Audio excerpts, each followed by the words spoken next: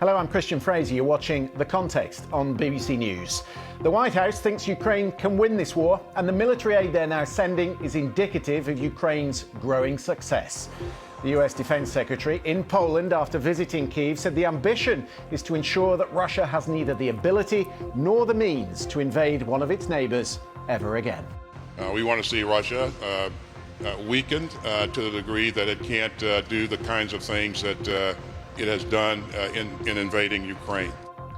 Twitter is sold to the world's richest man for $44 billion. But what does Elon Musk plan to do with it? And the man who was kicked off Twitter, Donald Trump, is held in contempt of court for refusing to produce company documents in a civil investigation in New York.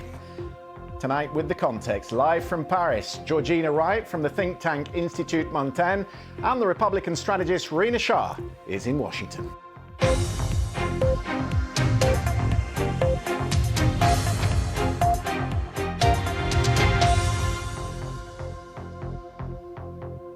Hello, welcome to the programme. The White House view of the war in Ukraine has gone through a complete metamorphosis since Russia invaded. The language has become bolder, the military aid has expanded, and now there's a far more optimistic assessment of Ukraine's prospects after 2 months of fighting. In Poland, after a visit to Kyiv, the US Secretary of State Antony Blinken told reporters that Russia is clearly failing in its war aims and that Ukraine is succeeding. Amid mounting frustration, the Russians hit 5 railway stations in central and western Ukraine today.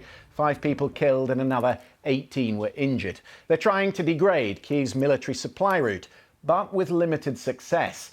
And there is more aid coming. Alongside Antony Blinken in Poland, the US Defense Secretary Lloyd Austin announced a further $750 million in aid.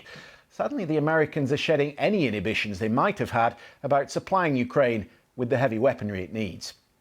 The first step in winning is believing that you can win.